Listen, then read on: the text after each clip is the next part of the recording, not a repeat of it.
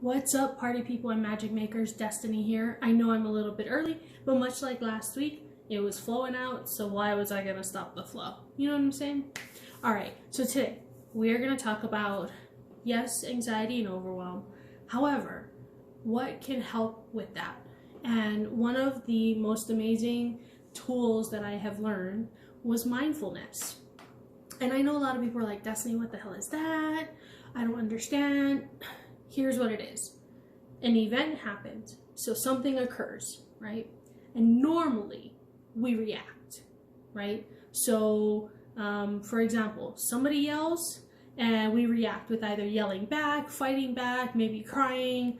It depends. There's so many different types of reactions that can happen. But here you have it, right? The event and then the reaction. Well, if you notice, right here in between, there's this little gap. Now, for some people, that gap is like really small and it seems like the event happens and then boom, the reaction happens. We know these people, right? And for others, it's much larger, right? This is where the mindfulness plays in. This is where all of the messages and all of the things and all of our bullshit stories and all of our head trash kicks in. And the mindfulness part is, do we want to let it? Does that make sense? Okay. Do we want to let that head trash and the limiting beliefs and the bullshit stories kick in right now to then lead to our reaction? Or do we want to pause? Do we want to take a breath? And do we want to like go, hey, wait a minute, I think that's my head trash and I don't want to do that. Right? This is the place where we get to learn and get to see what that looks like. And here's the thing, it doesn't have to be like this huge hour-long gap. It's just a moment of like, oh wait, hang on. Is that what I want to do? Is that how I want to move forward? Is that what I want this to look like? Why am I acting like this? Why is this my reaction? What? Just this moment of like, hang on and pause. And what normally happens is because we're already overwhelmed and we're already anxious and we're already like just kind of going and like thinking really hard and going and like not knowing what's next and just kind of like fighting with that, we don't remember that we can just like pause and slow down and breathe, right? And so this is where we get to take this into practice. How can you get into mindfulness? There's many different ways. One is, of course, meditation, right? Like where you're just slowing down at least once a day. Most people do it in the morning. I know some people that do it at night. I have a thing with meditation. I'm like, it takes too long. However, I can spare a couple of minutes to just like slow everything down and breathe, right? Some people do personal development work where it makes them aware of the head trash and the bullshit stories that are going on so that they can ask themselves, wait a minute, is that what I want to do? Right? Is that actually the pattern that I want to keep going with? Right? And just like that pause. Okay.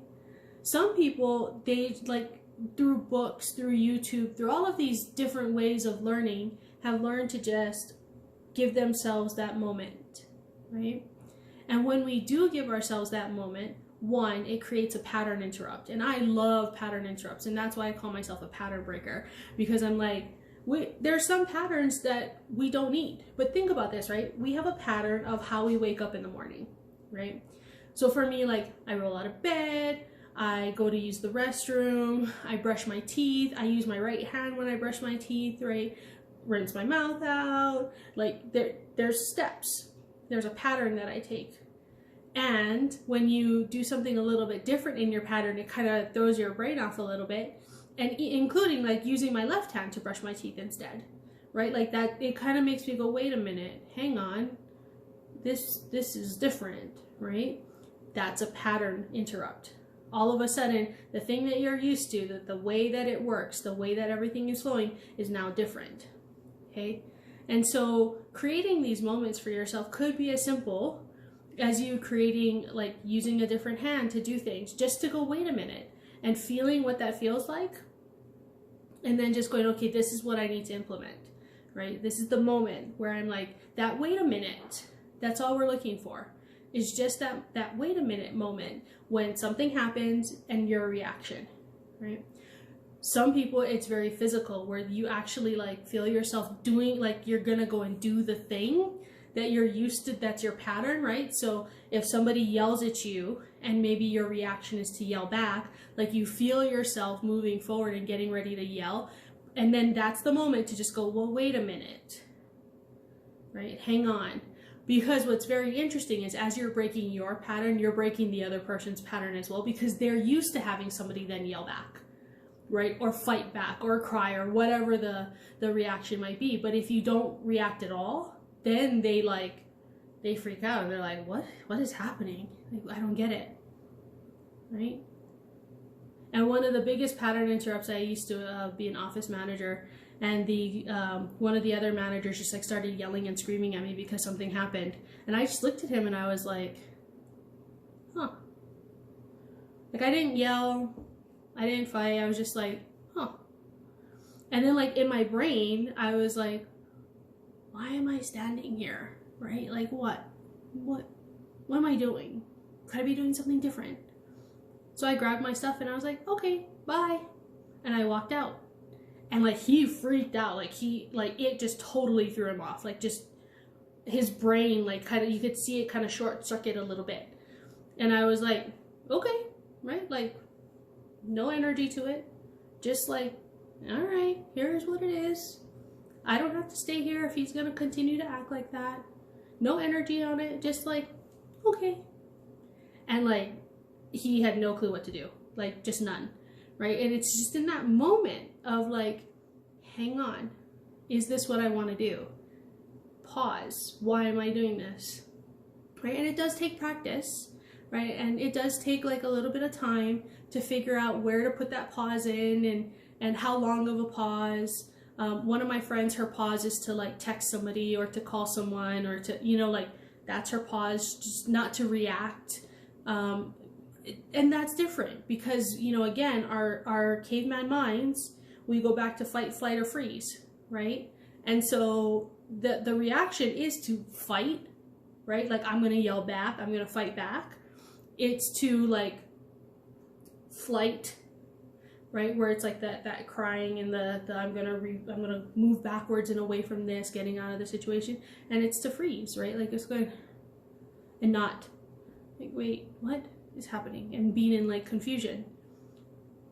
But there's also this moment of in the freeze where you're like, wait a minute, I'm not in confusion, I'm very clear as to what is happening around me, and do I want this to continue to happen? And if I don't, then what do I need to do? How do I need to do, what do I need to do different? And it's just asking yourself these questions to learn and grow from like, wait, this is what I'm used to, but does that mean that this is what I need to continue doing, right? And having fun with this. Like, this is not something that like all of a sudden I knew how to do. It was something that I just like, well, let's see, let's check it out. Let's see what happens. Let's play with this. What works, what doesn't, what works with this person, what works with a different person. Just all of this fun stuff that it's like, okay. And then you start getting into the habit and you don't even really have to think about mindfulness, which is funny, right? It just happens, right? Where you're like, hang on, I feel like I'm going into fight, flight, or freeze. Do I want to? And then what? Right? So this can really help with the anxiety and the overwhelm, because a lot of the anxiety and overwhelm can be made up, right? It's not necessarily something, it's us thinking about what might happen, what could happen, what they might think of us, what all of this what ifs. This instead is like grounding to us, and we're like, just pause, just taking that moment to pause. And what could that look like? And then the anxiety and the overwhelm just shifts and it just gets like down to nothing. So I would love to hear how you utilize mindfulness in your life. Like, that's really amazing that you do, first of all. And like, share down below, because you might give other people ideas. All right? So until next week, have a wonderful one, and peace.